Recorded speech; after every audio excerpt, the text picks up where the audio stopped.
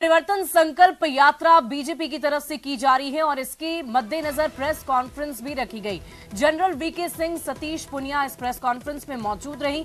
बड़ी जानकारी आपको दे रहे हैं बीजेपी की परिवर्तन प्रेस कॉन्फ्रेंस को लेकर। पुनिया मौजूद रहेंगे, साथ ही साथ कई बीजेपी के नेतागण इस प्रेस कॉन्फ्रेंस में मौजूद रहे। बीजेपी की परिवर्तन संकल्प यात्रा को लेकर ये जानकारी।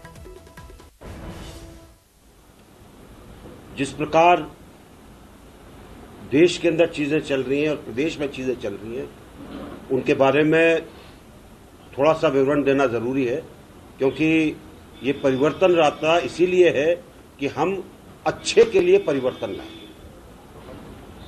अगर हम देश की तरफ देखते हैं, अभी G20 का महासम्मेलन, शिखर सम्मेलन समाप्त हुआ है। कई लोगों को लगता है कि, और खासकर जो विपक्ष में हैं, जिनको आलोचना करनी है, उसके बारे में गलत फहमियां फैलाते हैं। मैं सिर्फ इसमें 4 चीज आपको बताना चाहूंगा। ऐसा शिखर सम्मेलन ना तो पहले कभी हुआ है और ना ही किसी और देश के अंदर विश्व में हो सकता है, ना भूतो ना भविष्य। और ये मैं बहुत सोच समझकर बोल रहा हूं और बड़ी गंभीरता से बोल रहा हूं। आज तक जितने शिखर सम्मेलन हुए विश्व के अंदर किसी भी देश में, ज्यादा से ज्यादा 2 शहरों में होते थे। चीन के अंदर 4 जगह हुआ। हमारे यहां तकरीबन 60 जगह पर 200 मीटिंग्स हुई, जैसे पहले कभी नहीं हुई। और आप कहेंगे जी ठीक है, 60 शहरों में चले गए, उसका क्या फर्क पड़ता है। ये प्रधानमंत्री जी की बहुत दूरगामी सोच है कि जो भारत में विदेशी डेलीगेट आए, उनको पता लगना चाहिए कि भारत की विविधता क्या है, भारत की सुंदरता क्या है और भारत है क्या।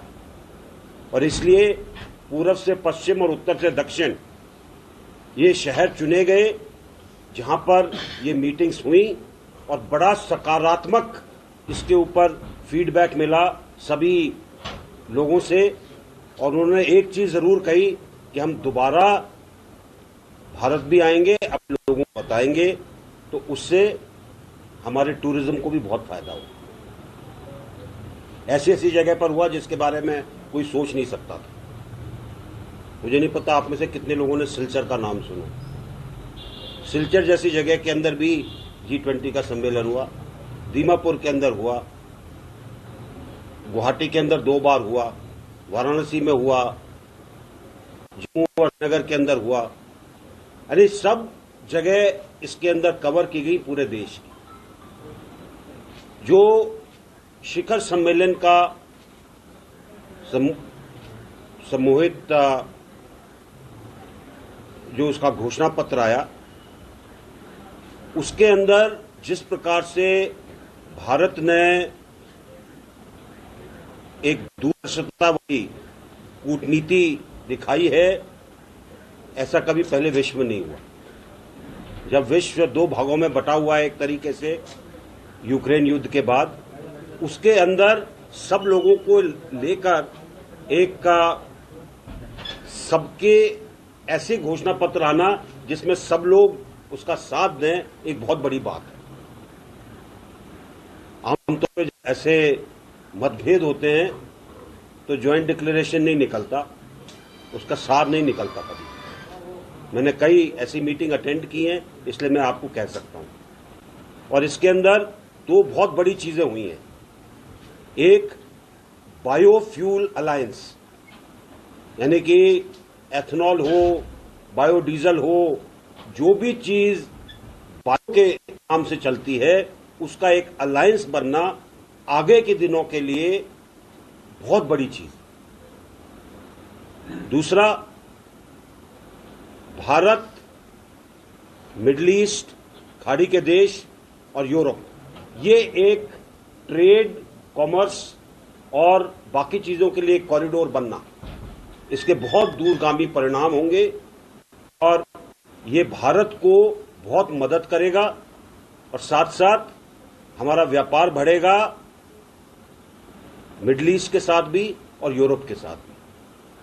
ये भी बहुत दूरगामी एक कदम उठाया गया है जिसके अंदर सबने साथ दिया है। और आखिरी चीज, अफ्रीकन यूनियन को G20 का सदस्य बनना परमानेंट एक बहुत बड़ी बात है। वो दिखाता है कि हम ग्लोबल साउथ जिसको बोलते हैं, ऐसे देश जो कि कमजोर हैं, उनके साथ चलने के अंदर हम समर्थ हैं, उनको अपने साथ लेकर आगे लाने में समर्थ हैं और पूरे विश्व में इसकी सराहना होगी। बहुत बड़ा एक शिखर सम्मेलन था जिसके अंदर इन सब चीजों को लेकर एक बहुत उपलब्धि हुई है हमारी। जहां तक केंद्र का सवाल है, केंद्र ने प्रदेश के अंदर काफी कुछ दिया है। सबसे पहले तो 2014 से पहले जो सिर्फ 30 या 40% टैक्सेस का मिलता था हर प्रदेश को, अब वो 60% हो गया। इतना ज्यादा पैसा आता है, कई लाख करोड़ का पैसा आता है। अब वो पैसा कहां लगता है वो आपने पता करना, वो मैं नहीं कह सकता, वो प्रदेश का मामला। क्या उसका उपयोग हो रहा है या दुरुपयोग हो रहा है? क्योंकि जहां तक मेरी जानकारी है, और उसके बारे में विस्तृत रूप से सतीश पूनिया जी बताएंगे, भ्रष्टाचार बहुत व्यापक है राजस्थान के अंदर। सब हदें पार करके आगे चला गया है, हर तरह का भ्रष्टाचार है। लोग बाग त्रस्त हैं। यहां पर कानून और व्यवस्था, खासकर जहां पर महिलाओं का सवाल है, बहुत बुरा हाल। मेरा राजस्थान से बहुत पुराना रिश्ता है। आज जब हम राजस्थान की बात करते हैं, शर्म आती है कि इतनी महिलाओं के ऊपर अत्याचार और कोई एक्शन नहीं है। इसी तरीके से पेपर लीक भ्रष्टाचार का भी हिस्सा है। हमारे नौजवानों के पेट के ऊपर भी एक लात मारने का बात है। जहां तक हमारा सवाल है, अगर आप रोड ले लें, अगर आप रेल मार्ग ले लें, अगर आप रेलवे स्टेशनों का उन्नयन ले लें, इन सब के अंदर भारत सरकार पैसा लगाकर राजस्थान को और इस संभाग को काफी आगे ले जा रही है। उन्होंने बहुत सारी चीजें, खासतौर पर वैश्विक परिदृश्य में भारत की भूमिका, बदलती भूमिका, जिसमें G20 की सफल आयोजन के साथ में आने वाले सुखद भविष्य में भारत को विश्व की तीसरी अर्थव्यवस्था बनाने में मोदी सरकार के जो प्रयास हैं उसके बारे में जिक्र और चर्चा किया। आज की ही खबर है कि जो निफ्टी है उसका जो पारा है वो 20,000 से ऊपर गया। ये पहली बार हुआ है।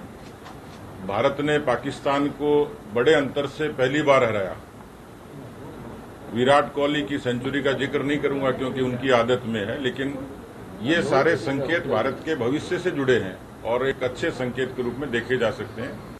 लिहाजा लोग इस परिवर्तन संकल्प यात्रा के लिए आप लोगों के बीच में आए हैं। ये पड़ाव का 10वां दिन है और ये जो यात्रा क्रमांक 2 है, ये बेणेश्वर से प्रारंभ हुई। पहली यात्रा त्रिनेत्र गणेश जी से, जिसमें राष्ट्रीय अध्यक्ष जी ने इसको प्रारंभ किया और लगातार माननीय गृह मंत्री जी, माननीय राजनाथ सिंह जी और नितिन गडकरी जी, रामदेवरा हमारा पुत्र धाम है, वहां से शुरुआत हुई। गोगामेडी जो लोक आस्था के देवता हैं उनके स्थान से शुरू हुई। लगभग 9,000 किलोमीटर यात्रा चलेगी, सभी 200 विधानसभा क्षेत्रों में जाएगी। औसतन 18 दिन ये यात्रा चलेगी। अब ये प्रश्न जरूर होता है कि यात्रा की आवश्यकता क्यों हुई, तो उसमें कुछ संक्षेप में जनरल साहब ने आप लोगों को इशारा किया है। लेकिन 2 सरकारें हैं, एक सरकार दिल्ली में काम कर रही है, एक राजस्थान में काम करती है। सरकार का फर्क भी होता है, मिजाज का फर्क होता है। लेकिन राजस्थान की ये जो मौजूदा सरकार है, कई बार होता है ना, खिलाड़ी खेलता है, अच्छा परफॉर्म करता है, लेकिन इस सरकार ने परफॉर्मेंस के नाम पे मेरे ख्याल से ऐसी निकृष्ट सरकार, नकारा सरकार, भ्रष्ट सरकार, अकर्मण्य सरकार, ये राजस्थान की जनता आवाम ने कभी नहीं देखा। और इसलिए बहुत सारे मुद्दों पर जब ये चुनाव की चर्चा होती है, चुनाव का समय आ गया, राजस्थान में सत्ता बदलती है परसेप्शन के कारण, जनधारणा के कारण। लगभग 93 के बाद का ये ट्रेंड है। अब कांग्रेस के लोग कह रहे हैं कि हम रिवाज बदलेंगे। रिवाज बदले न बदले, लेकिन राज जरूर बदलेगा, ये हमारा दावा है। और इसलिए जनधारणा, खेत में बैठा, दुकान पे बैठा व्यापारी, खेत पे बैठा किसान, पूरी आवाम ये तय कर चुकी है इस बार कांग्रेस को परमानेंट डिलीट करना है, विदाई करनी है। और उसके कारण है, सबसे पहला कारक है, इस प्रदेश में बड़ी संख्या में किसान, जो यहाँ की अर्थव्यवस्था उस पर अवलंबित है। कांग्रेस के अंतर्राष्ट्रीय नेता राहुल गांधी ने 2018 के अनेक भाषणों में कहा, सूरज उगे न उगे, चंद्रमा छिप जाए, लेकिन हम किसानों का पूरा कर्जा माफ करेंगे। मैंने विधानसभा में एक सवाल लगाया जिसका जवाब सरकार ने दिया कि कर्जा माफी नहीं होने के कारण राजस्थान के 19,422 किसानों की जमीनें कुर्क हो गई। किसानों को आत्महत्याएं करनी पड़ी। एक किसान का तो लाइव वीडियो किसान ने जारी किया और अपने आप को उस लाइव वीडियो के दौरान ही आत्महत्या कर ली उसने, और मुख्यमंत्री को दोषी ठहराया कि उसने जो हमें वायदा किया था उसके कारण मेरी स्थिति ये हुई है। और एक नहीं, लंबी फहरिस्त है। दूसरा बड़ा कारण, राजस्थान की जो साख है वो एक शांतिपूर्ण प्रदेश की है, लेकिन आज अफसोस के साथ कहना पड़ता है कि राजस्थान वो प्रदेश बन गया जिसको अपराध की राजधानी कहें तो अतिशयोक्ति नहीं होगी। 10,92,000 मुकदमे यदि किसी प्रदेश में दर्ज होते हैं तो ये उस प्रदेश की एक कानून व्यवस्था की शर्मनाक वानगी को बयान कर देता है। अभी जिक्र आया, जो ज्यादा शर्मनाक है, क्योंकि इतिहास में पहले अपवाद स्वरूप कुछ होता था, लेकिन राजस्थान तो वो प्रदेश है जहां 17 बलात्कार रोज होते हैं, और मानवता शर्मसार हो जाती है वहीं कि किसी नाबालिग को जिंदा भट्टी में झोंक दिया जाता है। ऐसा दृश्य हिंदुस्तान में राजस्थान के अलावा कहीं नहीं था। 7 हत्याएं रोज होती हैं। ऐसे राजस्थान की कल्पना कभी पुरखों ने नहीं करी थी। तीसरा एक बड़ा पक्ष है जिस पर राजस्थान का एक बड़ा वर्ग उद्वेलित है। 1.25 करोड़ बच्चों ने परीक्षा दी है। राजस्थान के मुख्यमंत्री सदन में आंकड़ा गिनाते थे 1 लाख का। अब 1 लाख और 1.25 करोड़ में कितना फर्क है देख सकते हैं, लेकिन कोर्ट में खाद का काम किया। जो पेपर लीक था, 19 पेपर लीक हुए। एक बच्चे ने अपना सुसाइड नोट लिखा कि सॉरी पापा, मैं आपके सपने पूरे नहीं कर पाया। हनुमानगढ़ का कन्हैयालाल पारीक जो परीक्षा देने गया और परीक्षा केंद्र पर पता लगा कि पेपर लीक हो गया, इतनी तैयारी की, अंततः उसको मौत को गले लगाना पड़ा। जनरल साहब जिक्र कर रहे थे मोदी सरकार का, एक ऐसी सरकार जिसके दामन पर कोई छींटे नहीं, कोई दाग नहीं। ये शायद पहली सरकार है कि जिस पर इस तरीके से किसी की हिम्मत नहीं हुई, वरना कांग्रेस के लोग कॉमनवेल्थ से लेकर 2G से लेकर बोफोर्स से लेकर आज तक भी जेल और बेल का खेल खेल रहे हैं।